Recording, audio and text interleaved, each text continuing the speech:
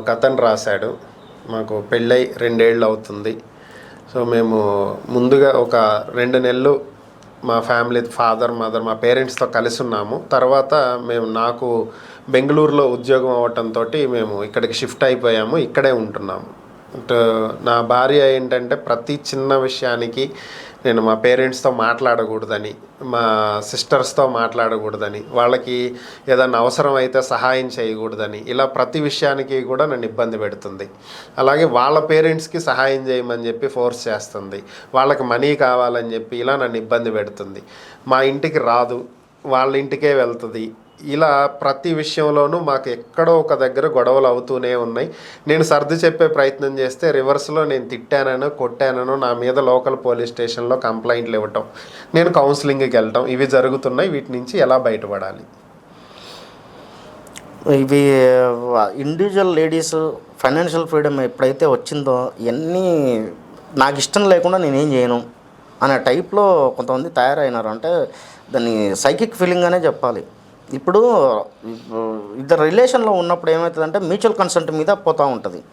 Mutual consent మీద పోకుండా నేను మీ ఇంటికి అయితే రాను, నువ్వు మాత్రం సచ్చినట్టు మా ఇంటికి రావాలి, అక్కడ మాత్రం అదేంటి డిసిప్లిన్గా బిహేవ్ చేయాలి, మా పేరెంట్స్ ఎదురుగా మన మర్యాద మనం మీద బాగా అన్యోన్యంగా ఉన్నట్టు బిల్డప్ ఇవ్వాలి, ఇటన్నీ జరుగుతూ ఉన్నాయి.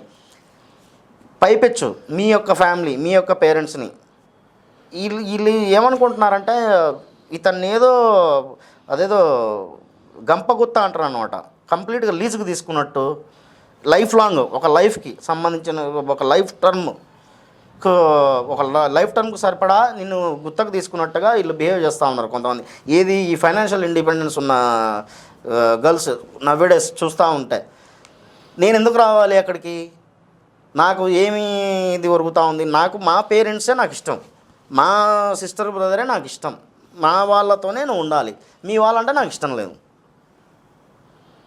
ఒక వెపన్ లాగా ఏదో లోకల్ ప్లేస్లలో చిన్న చిన్న కంప్లైంట్లు వేయటం.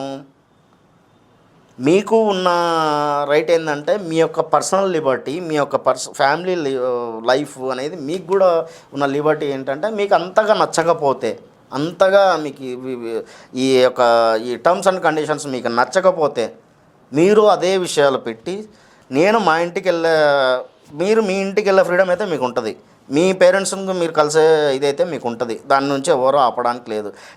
మీరు చెయ్యాలనుకుంటే నాట్ ఓన్లీ యువర్ ఫ్యామిలీ, మీరు సొసైటీకి కానీ చారిటీస్ కానీ ఏమైనా చేసే రైట్ మీకుంది. మీ యొక్క ఇన్కమ్, మీ యొక్క ఇది ఫ్యామిలీ లైఫ్ లీడ్ చేసుకోవడంలో నా చెల్లెలకి ఇవ్వకూడదు, నా తమ్మునికి ఇవ్వకూడదు, నేను వాళ్ళతో మాట్లాడకూడదు అనే రిస్ట్రిక్షన్స్ అయితే పెట్టడానికి ఛాన్సే లేదు. మీరు దాన్ని ఖచ్చితంగా డిఫెండ్ చేసుకుని మీకు వస్తున్న ప్రాబ్లమ్స్ని కూడా ఆమె ఏ రకంగా అయితే లోకల్ పిఎస్లలో కంప్లైంట్లు ఇస్తూ ఉందో మీరు కూడా అదే పెట్టండి.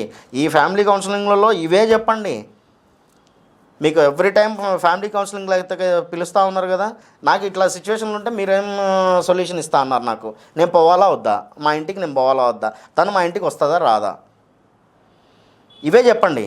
ఈ దాంట్లోకి సొల్యూషన్లు ఏం చెప్తారో చూడండి. ఏం చెప్పడానికి ఏముంటుంది. ఇప్పుడు ఇవన్నీ మారల్ వాల్యూస్కు సంబంధించిన విషయాలు, ఎథిక్స్ అంటారు. మ్యూచువల్ కన్సెంట్లో ఇద్దరు కలిసి లైఫ్ లీడ్ చేస్తూ ఉన్నప్పుడు ఒకరి మీద ఒకరు ఏమంటారంటే దాన్ని కన్సర్న్ అంటారు, చిన్న మానవతా దృక్పథం అంటారు దాన్ని. అది బిహేవ్ అది మానవతా విలువలు చూపించకుండా మీ గురించి నాకెందుకు, మీ ఫ్యామిలీ నాకెందుకు ఉన్నప్పుడు నీతో కూడా అట్లే ఉంటుంది. సో ఇది ఎంతవరకు వర్కౌట్ అవుతుందనేది చూసుకోవాలి మీరు.